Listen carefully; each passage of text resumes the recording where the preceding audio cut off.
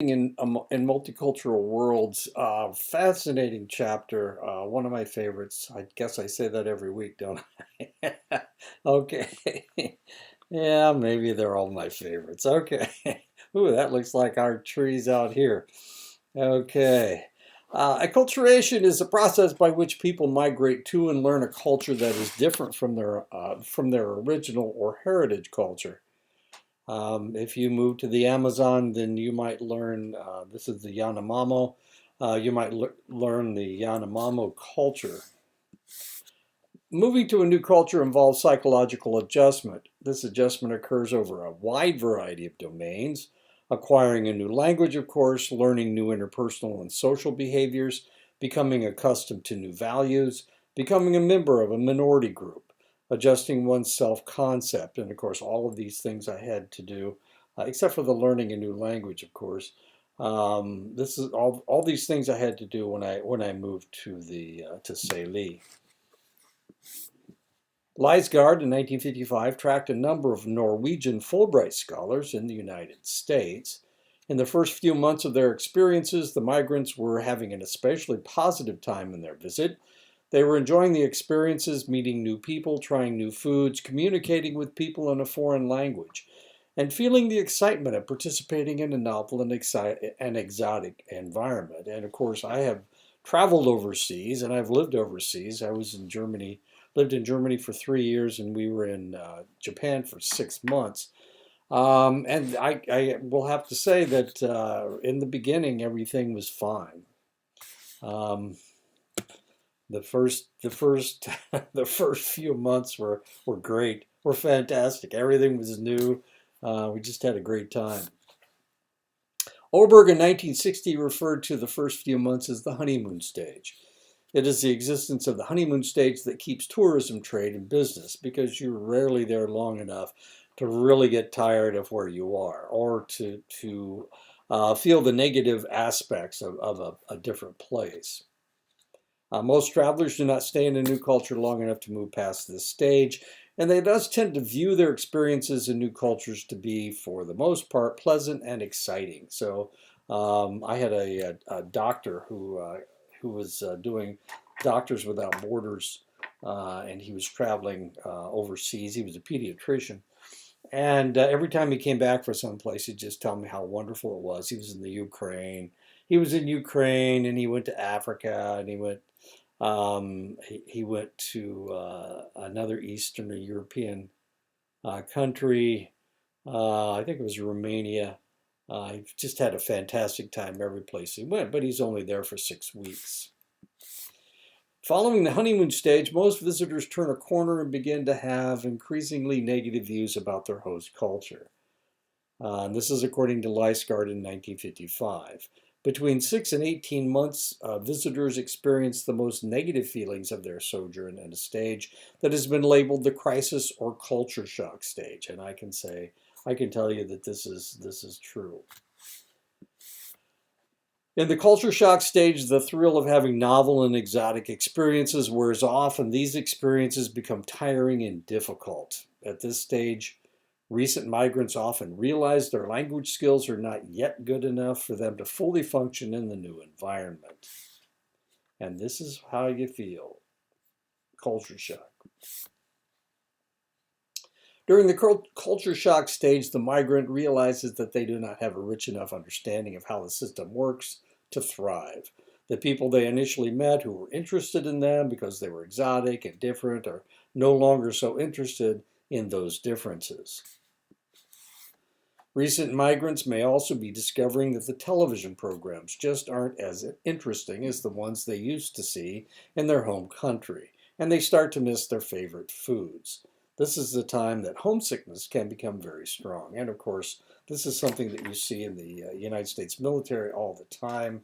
Not so much deployed in a combat area, but if you are in a non-combat foreign assignment, then the homesickness is very common, and suicide is very common, and that's kind of a tragedy of our military that we have so many suicides in our overseas assignments.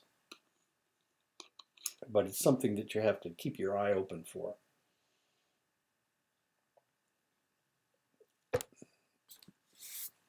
Culture shock is the feeling of being anxious, helpless, irritable, and in general homesick that one experiences after moving to a new culture. The symptoms of culture shock includes missing your close friends and family, missing the little things about being back home, like conversations with bus drivers, eating your favorite snack because they don't eat the same things that you do. Fascinating. In Japan, they eat a lot of seafood, and a lot of their snack food tastes like seafood. They have dried squid. They, they'll dry just about anything that comes out of the ocean and eat it. It's really, and of course, as far as I mean, they eat, what do they eat? Seaweed, seaweed and rice. They put seaweed and rice together. Um, and soy sauce. It's really kind of I'm not a real I can't eat seafood, so that's kind of a problem for me. What else was there? Oh, the television programs. Um, yeah, when we were in Germany and Japan, of course we were on military bases. We were on American military bases, so we had American television, but we only had one channel, and it showed whatever it showed, and that was it. It's not like you could change channels and watch something else. If you changed channels, you were watching something on Japanese television, which was in Japanese for one thing, and it was also really uh, different, very very different. They have very different television in Japan than they do in the United States. A sojourner in culture shock may wallow in the crisis stage for several months and then start to adjust and begin to enjoy their experiences more. Their language abilities improve, enabling them to function better in their daily lives. And this is what happened to us in Germany. It didn't happen in Japan, but it did happen in Germany, mainly because we got out and we did things on the weekends. We were not wealthy, of course, but we had enough. Both my wife and I were in the military, so we were each getting a paycheck, and we were able to go out and do things on the economy that other people were limited, weren't able to do because they were limited by their finances. It's pretty expensive over there. For one thing, when we went over, we weren't allowed. Were we? Yeah, we were allowed to take one car, and we took a sports car. And then we bought a car while we were over there, but we had a real difficult time finding a car to drive.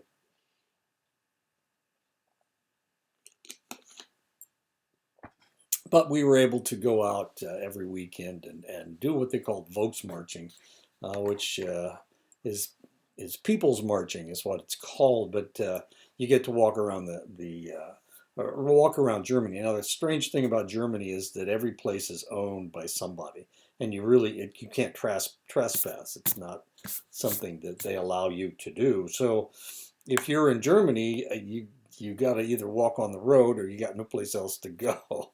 But in Volksmarches, they open up people's fields, and you can walk along the fence line and things like that. Or they'll open up the federal forests, and you can walk on the logging paths. So it's really kind of fun, and of course, there's always the Germans are always having a party someplace. It's like a beer tent every weekend, and with sometimes schnitzel, but there's always some kind of sausage, usually Weisswurst and Rotwurst, red sausage and white sausage, really good stuff. And their broach and their bread is really good, and their mustard's nice and hot. Yeah, it was quite an experience. Eventually, sojourners become better able to make enduring friendships with the locals, and they adapt to things in the new culture, such as the TV programming and the food, so that these no longer felt strange. They had started thinking more and more like the locals around them. This stage, labeled the adjustment phase, tends to extend over a number of years. People become more and more proficient at functioning in their new culture, and this is what happened to us. Um, my wife and my kids were able to go back to the States. My kids went back for the summer. Um, my wife was took them back, so she was able to go back to the States. But I stayed in Germany all 3 years we were there, so I never came home, as sad as that is. Okay, there's going to be some nudity here, and you got to understand that some people don't consider what you consider nudity, they don't consider nudity. Okay, so here are some naked, well, some men showing off their chests. Uh, and there's some women showing off their chests. Now, the interesting thing is, and the reason I put these pictures in here, is this is somebody trying to assimilate, trying to acculturate. He's trying to be just like the people around him. He's got a spear, a bamboo spear, and he's dressed just like the locals with his face painted and with his necklace. Um, and this lady's not native, not native to that country anyway, and she does everything except she's got a top on, and these other ladies don't, because they don't wear tops where they are, but she's got a very similar hairdo, and she's got her face all made up. She's got her whole body made up. And here's another one. This lady's trying to act like the people around her. This is in Somalia, and this is a gift that they have given her. This is a it's like a pillow. It's where they lay their heads, but she's trying to be like the people there, and of course they're not all that happy about it. Some of them aren't anyway. Not sure if she is. He thinks it's funny. He thinks it's funny. I'm not sure how she feels about it. Anyway, sojourners may go through the same adjustment stages when they return home. Initially, people are elated to see their families and friends again and to be able to eat their favorite foods. It is not uncommon for people to soon experience reverse culture shock and find themselves puzzling over why they did not quite feel at home anymore, and why they feel somewhat alienated from those around them. They don't feel like they are a good fit anymore because they are used to being in a different environment. And the same thing has happened to me when I go home to Indiana. Um, they seem to be talking about local things, and I don't know anything about what's going on locally. The basketball tournament, state basketball tournament, the team didn't win the regional, that kind of stuff. And I'm going, wow, I've been living in Iowa, or I've been living in Arizona, or I've been living in Germany, or I've been living in wherever. Now, the interesting thing about when we were in Germany, we're in Germany 79 through 82. The interesting thing about Germany at that time was there was no way to call. There was a way to call home, but you had to go to the base, and they only had a certain number of telephone lines in the country, and they only released a select number of them to the military base.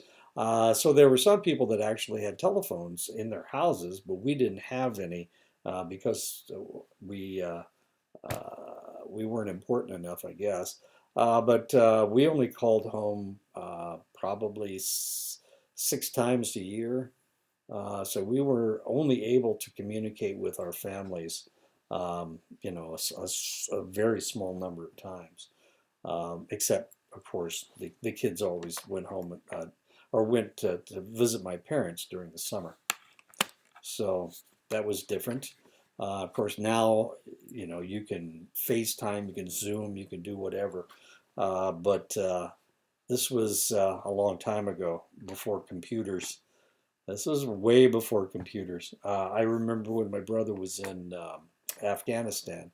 We bought him a computer before he left, so that he could Zoom with his wife, and he actually talked to his wife almost every day. but that was something that was impossible when we were in Germany and when we were in Japan. We were in Japan in 95, 96. Japan is a country that is relatively ethnically homogenous. 98% of the people living in Japan are Japanese, and the Japanese um, have very specific ideas of what life is supposed to be like. It's really kind of interesting. So if you're thinking of moving to Japanese, you're going to be 1 of 2% of the population. You're going to feel very alienated, and the reason is because the Japanese. It's very homogenous. There's only Japanese on Japan, except for the 2%, of course. Um, Regardless of how well people learn the customs or master the language, they will always stand out as different from the other 98% who are ethnically Japanese. And when I was there, they were calling anybody that was not Japanese, they were calling them Gaijin. There are also Koreans, and Koreans have a special name, and it's not a very nice name. But if you are white or black, if you're anything but Japanese or Korean, then you are referred to as Gaijin, and it's not. It also is not a complimentary term. Cao Ying in 1995 tracked the acculturation experiences of a few hundred migrants to Japan, but didn't find the pattern that Lysgaard had seen in 1955. Now, remember, what Lysgaard saw was a recovery, and the recovery started. You were okay for 3 or 4 months, then you went into culture shock, and then you recovered, and then after that, everything was fine. Instead of a U-shaped curve, where things start out great, but get worse and then recover, the researchers discovered a rather pessimistic L-shaped curve where things stay bad. And this was my experience in Japan. Cao Ying in 1995 discovered that people who had been in Japan for 5 years were just as negative toward Japan as those who had been there for just over a year. They all seemed in the depths of the crisis stage. The author speculates that the adjustment phase starts somewhere after 5, but before the 10-year point. And a lot of it has to do with the fact that you feel isolated, that you feel different from everybody else. And the reality is you are different and you are rejected by everybody around you, unless and the people that most people don't stay in Japan for 5 years. they, they they leave. It's really kind of tough being someplace where you feel like you're not wanted. Um, the people that are able to stay in Japan are the ones that marry somebody who's Japanese, and they learn the language a little bit better. They are with their spouse, and sometimes their spouse is rejected because they've married somebody who's not Japanese. But they're more likely to be accepted than some gaijin that's not Japanese. Cultural distance is the difference between cultures and their overall ways of life. We can hypothesize that the more cultural distance someone needs to travel, the more difficulty that person will have acculturating. And that's one of the reasons that it's so difficult to acculturate to the Japanese. You have to look Japanese in order to be acceptable. It would also be difficult to be accepted in this culture. He's dressed like this, and they're dressed like this, and he would have to change his clothes. He looks different anyway. So there's a large cultural distance between him and the people he's trying to acculturate with, and that's known as cultural distance. There are various measures that can be used to determine acculturation across cultures. One indirect measure is language performance. Several studies show that the best predictors of acculturative success is language ability, and this is according to research by Gullahorn and Gullahorn in 1963 and Ying and Lisi in 1991. Knowles and colleagues in 1996 speculated that the greater the confidence in the mastery of the host country's language, the greater the identity with the culture. Many researchers have found a connection between language skill and success acculturating, and we see this with people that newsmen overseas. If they can learn the language, then very frequently they are able to acculturate better and to get better information than the people who can't speak the language.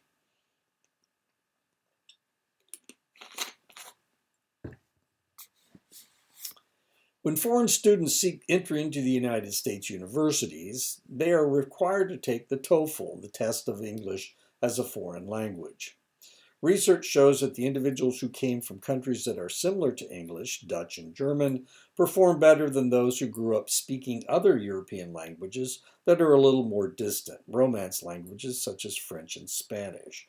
Anglo-Saxon, the English language is based on Anglo-Saxon.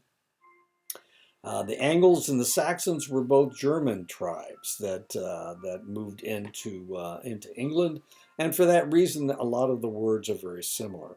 As a matter of fact, well, I don't have it now. I had by mistake, I bought a German book, a book written in German, and you can read it. I mean, it's if you look at it and you concentrate on what the words might potentially mean, then probably you can interpret what's going on. Uh, well, actually, you can. And when I was doing my dissertation, I interpreted German. Um, I translated German articles and Spanish and Portuguese articles because I speak those languages a little bit. Anyway, so I was able to translate those articles into English. According to the Educational Testing Service, which administers the TOEFL, speakers of Indo-European languages tend to perform better on the TOEFL than those who speak languages from highly distant language groups such as Kazakh or Japanese. Cultural distances encapsulates more than just language. Many other skills must be mastered when people move to a new culture. Ward and Kennedy in 1995 compared the adjustment of Malaysian university students in New Zealand, a culture that is quite different from their own, despite the not so distant proximity, and a group of Malaysian students in Singapore, a very similar culture. Now, here's New Zealand. This is Malaysia right here, and Singapore is right at the bottom of Malaysia, right there. The students completed a measure of cultural adjustment that assessed their daily problems in navigating through the new culture. After spending almost 3 years in the two countries, the Malaysian students who were studying in Singapore reported having fewer difficulties than those who were studying in New Zealand. And of course, there's Singapore right there at the bottom of Malaysia. Sojourners from more distant cultures suffer from more distress, require more medical consultations, and have more social difficulties in general than those who traverse less cultural distances. And this is according to Babaker et al. In 1980 and Furnham and Bachner in 1982. Some indigenous Canadian tribes, such as the Tsimshian of the Northwest Pacific Coast region, engaged in subsistence practices, primarily fishing for salmon and shellfish, that allowed them to accumulate large quantities of food and establish permanent, highly stratified settlements long before they had any contact with the Europeans. These were the ones on the northwest coast they were the ones on the Pacific Northwest coast of Canada. The Eastern Cree live just below the tree line in northern Quebec. They engage in subsistence practices, hunting in the winter and fishing in the summer, which does not allow them to accumulate much food. So some of the bands are migratory and have low sociocultural stratification. The carrier, or Asmishmit, and As Atlas Himi, an Athabascan speaking group, live on the Rocky Mountain Plateau of northern British Columbia, also engage in hunting and fishing like the Eastern Cree. But because they have the possibility of accumulating large numbers of salmon at the headwaters of some rivers, and because their culture was influenced geographically close to the Tsimshian and the carrier represent a culture with a moderate degree of food accumulation and social stratification. Barry and Annis in 1974 speculated that the more stratified the culture, the more similar they were to a European culture. The easier it would be to acculturate to a European dominance. The Tsimshian acculturated the easiest, the Eastern Cree had the most stress in acculturating, and the carrier were somewhere in between. Cultural fit is the degree to which an individual's personality is more similar to the dominant cultural values in the host culture. It would seem that the greater the cultural fit of a person with the host culture, the more easily he or she should acculturate to it.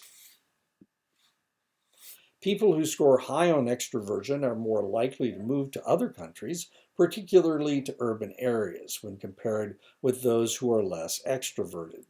Some researchers have proposed that because extroversion should facilitate communication everywhere, extroverts should always fare better in the acculturation experience compared with introverts. The study in New Zealand found that Malaysians high on the extroversion scale showed more signs of well-being than those who scored low. However, English-speaking expatriates in Singapore who scored high on the extroversion scale reported more depression, boredom, frustration, and health problems. Extroversion does not always facilitate acculturation. It appears that an extroverted personality makes a better cultural fit in New Zealand than it does in Singapore. And extroverts will fare better in the acculturation experience only when they fit in well with the culture. And of course, extroverts would fit in well with in the United States, in most English-speaking countries, but not in China, not in Japan, not someplace that is more collectivistic. Highly extroverted immigrants fare better in terms of their well-being when they immigrate to countries with overall more pronounced levels of extroversion. People with more independent self-concepts have been found to suffer less distress in acculturating to the United States than people with more interdependent self-concepts and people who have patterns of emotions that are more similar to those from the host culture report experiencing greater relational well-being. One acculturation strategy is that people need to participate in the larger society of their host culture. Are the people motivated to acquire an identity consistent with that of the host culture? Are those people striving to maintain their own heritage culture and identity as members of that culture? Do people have positive attitudes toward their heritage culture? And are they actively seeking ways to preserve the traditions of their heritage culture? Now, this is really kind of an interesting situation because those of you who have only lived on the Navajo Nation and you have never moved anyplace else, you don't quite understand what's going on here. But I've lived in 11 different states. Is that correct? Well, anyway, I've lived in a lot of different places. And when I was living in Mississippi, because I'm white, the assumption was that I would start acting like the white people in Mississippi. When I was in Texas, it was the same thing. I'd start wearing cowboy boots and start wearing a cowboy hat and start acting like the white people in Texas. Same thing in Oklahoma. Same thing in when I was in Nebraska. The big thing in Nebraska at the time, anyway, was the Nebraska Cornhuskers, the football team. And so while I was in Nebraska, I was expected. I was in Nebraska from '82 to '90. I was expected to be a Nebraska Cornhusker fan because everybody was. So how do you show that you're a Nebraska Cornhusker fan? You wear red on Saturday, of course, Everybody does. It was weird. You go to the bank, and the all the men there would have on red sports coats. Uh, where do you find red sports coats? But I mean, that was Nebraska. It was really kind of strange. California, they expected you to act like people in California. Washington D.C., they expected you to act like people in Washington D.C. And I've already talked about Mississippi. Where else did I live? Ohio. Of course, I'm from Indiana, and that's right next door. Anyway, so the whole question was, I'm a farm boy from Indiana. Am I going to change and be a rancher in Oklahoma or Texas or Arizona? I Montana. I was up on the Indian reservation up in Montana. Who was I going to be? Was I going to start acting differently because I was in a different place? Huge question, because some people did, and this was the way that they were able to assimilate. This is the way they were able to survive in different places. So when they moved from, usually it was a 2 year, 3 year tour wherever you went. When you went to the next place, it's another 3 year tour. You want to fit in with everybody, so you change your personality. It's really kind of interesting, and we saw this over and over again. I had a friend or uh, a colleague at Ashford University who was from North Carolina, and he got a job teaching in Texas at Texas A&M. And he started wearing cowboy boots and started talking with a Texas twang. Um, and I always questioned him about that. Why did you change? And he says, my brother doesn't like the way I talk either. Because the Southern accent in North Carolina is really soft. Um, uh, it's really smooth, and in Texas, it's a little more guttural. So he moved to Iowa. And when he moved to Iowa, he started getting back his North Carolina accent, but hadn't quite confirmed it yet. But he was still wearing those cowboy boots, which I found unnecessary. Another strategy of acculturation involves attempts to fully participate in the host culture, while at the same time striving to maintain the traditions of one's heritage culture. This is known as the integration strategy. People using this strategy have positive views toward both their heritage and their host culture. They are seeking the best of both worlds. And that's what a lot of people in the military were doing.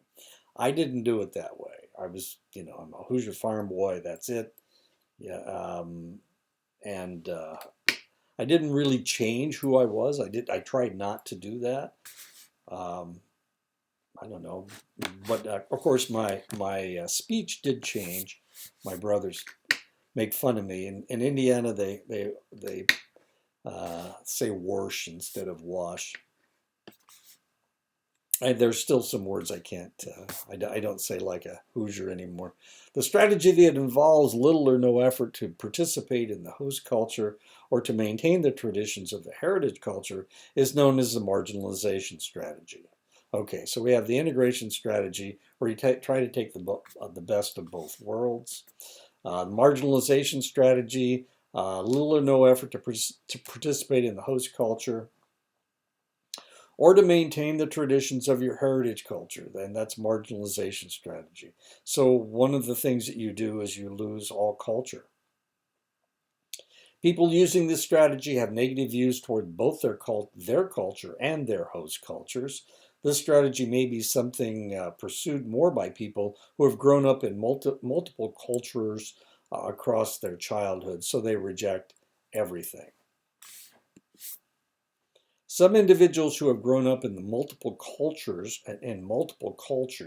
are sometimes termed the third culture kids, and thus will identify themselves as global citizens. Some researchers do not accept marginalization as a legitimate acculturation strategy, but as a form of neuroticism. In other words, everybody's wrong. There is no right. Everybody's wrong. I have no culture. The assimilation strategy involves an attempt to fit in and fully participate in the host culture while making little or no effort to maintain the traditions of one's heritage culture. It involves having positive attitudes toward the heritage culture. It reflects a desire to leave behind the ancestral past so as to fit in with the host culture, and that's assimilation. Changing to fit the culture that you're living in. The separation strategy involves efforts to maintain the traditions of the heritage culture while making little or no effort to participate in the host culture. This strategy is composed of positive attitudes toward the heritage culture and negative attitudes toward the host culture. People pursuing separation strategies do not wish to acculturate to the host culture. The most common strategy people pursue is the integration strategy. The least common strategy is the marginalization strategy.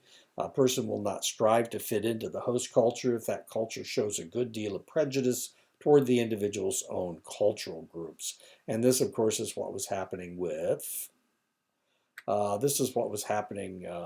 as people were attacking Muslims after 9/11 and Asians after because of COVID.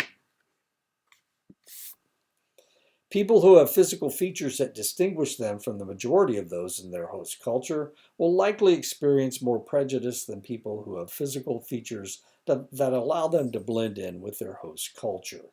More physically distinct ethnic groups are more likely to maintain negative attitudes toward the host culture and pursue separation or marginalization strategies.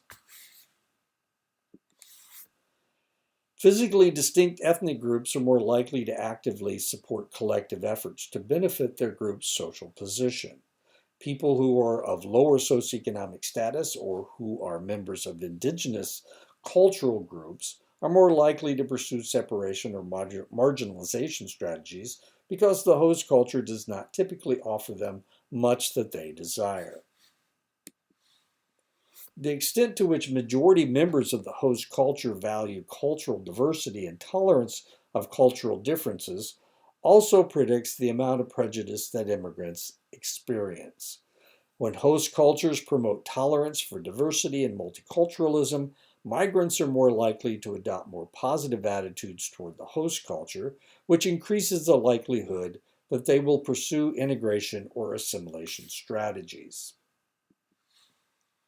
The acculturation strategy that one adopts might vary across situations.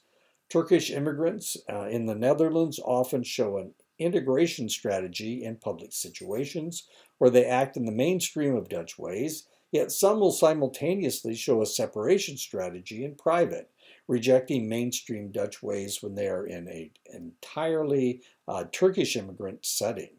And this is according to Arends Toth and Van de Veer in 2003. Now, two of these individuals are Turkish, and the other four individuals are Dutch. And if you can pick out the two Dutch people or the four Dutch people, then you understand what we're talking about. Here we have everyone they're going to a soccer game. It looks like a Dutch national soccer game because they're all wearing orange, or this is the Dutch flag.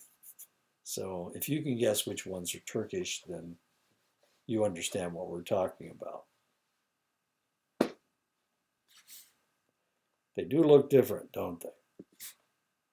The four acculturation strategies, assimilation, integration, separation, marginalization, are hypothesized to yield different outcomes in the acculturation process. The strategy that is hypothesized to result in the lowest degree of acculturative stress is the integration strategy, and much research shows that this strategy yields the most favorable outcomes. Sometimes immigrants will adopt the fast food eating habits of Americans. Among immigrants who have lived in the United States for less than a year, 8% were obese. Among those who had been here for 15 years, 19% were obese. This percentage approaches the obesity rate for American-born residents at 22%. Why did they gain so much weight? They gained so much weight because they started eating like Americans. When an immigrant or minority member does not fit the prototype of their host culture, people might question their identity. This is called identity denial. Their identity is called into question because they do not seem to match the prototype of the culture. And this is James Franco. James Franco is Jewish and Portuguese. And this is Halle Berry. Her mother is white and her father is black. Um, so some people see her as more white than black, um, and some people don't accept the Portuguese ancestry of James Franco. In 1992, Steele identified a phenomenon that had puzzled psychometricians for decades. What was causing highly qualified African American students to do worse in their studies? Steele's hypothesis is referred to as stereotype threat, the fear that one might do something that will inadvertently confirm a negative stereotype about one's group. After achieving acculturation, an immigrant becomes bicultural. The tendency for bicultural people to evince psychological tendencies between those of their two cultures is called blending. The individual tends to switch between different cultural selves in a process known as frame switching or alternation. And as indigenous people living in the dominant culture of Phoenix or Flagstaff or Gallup, I'm sure this frame switching is something that you are aware of. The fact that when you are on the reservation, you can act one way, and when you're off the reservation, you have to act another way. And of course, that is known as frame switching.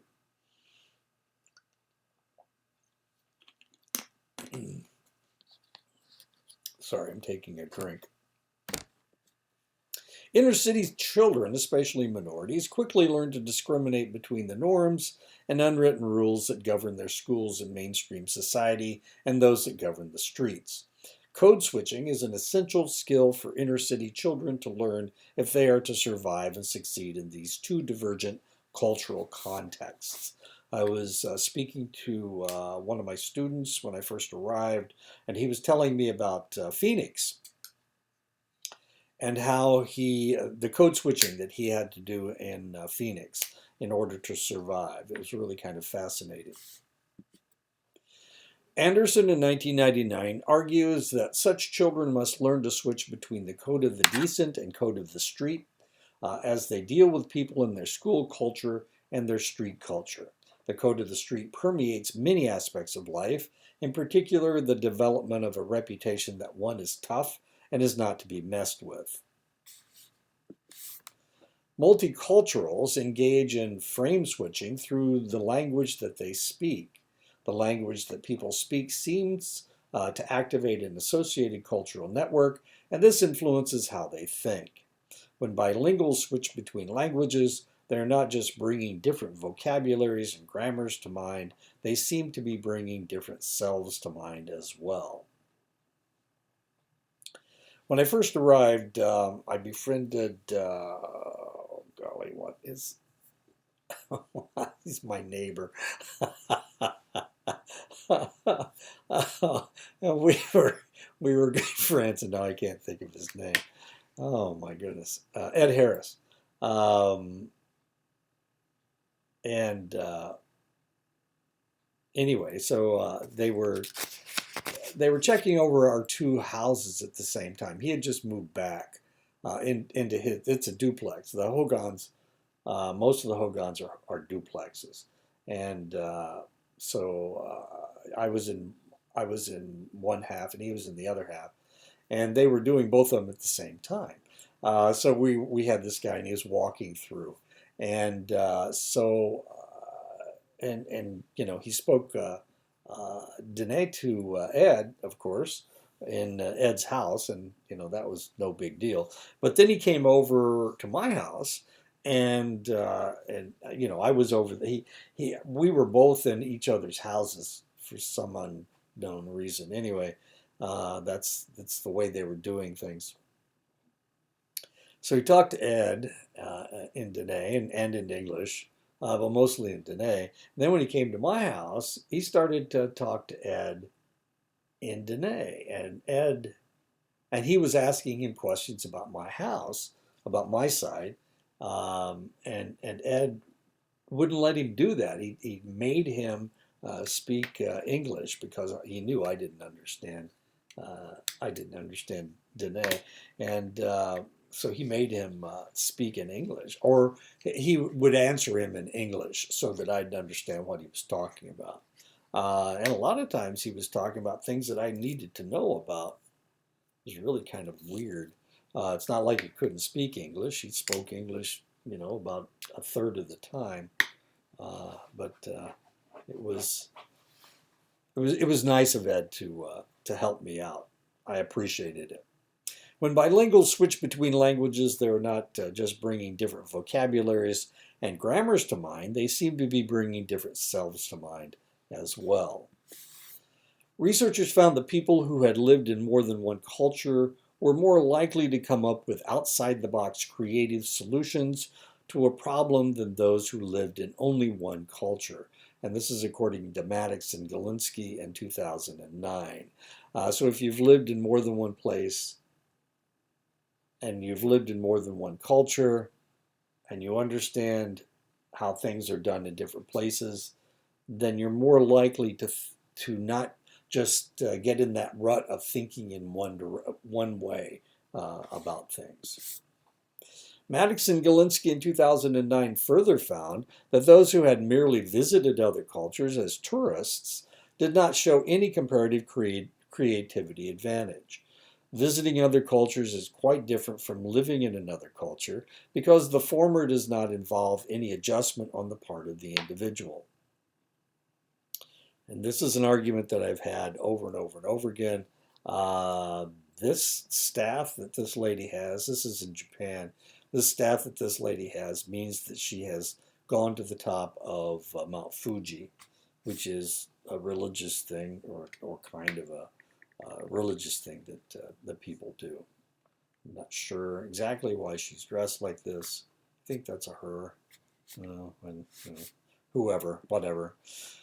Adjusting to life in a new culture is more likely to provide one with an additional perspective, and this appears to be associated with enhanced creativity. One reason that multicultural experiences foster creative thinking is that living in different cultures fosters a way of thinking called integrative complexity, a willingness and ability to acknowledge and consider different viewpoints on the same issue. That is the end of the lecture. So I'll talk to you guys next week.